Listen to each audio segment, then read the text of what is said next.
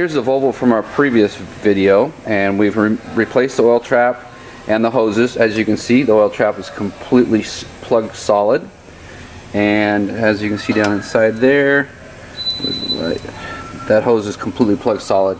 So this customer just purchased this vehicle, but the previous owner either didn't do their oil services in time, or they were using conventional motor oil on a turbo vehicle, which requires synthetic.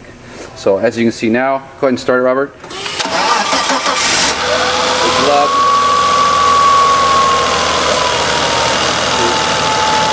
The glove sucks in, which means that now there's a slight vacuum on the engine, and all the seals will no longer leak now that the pressure is gone.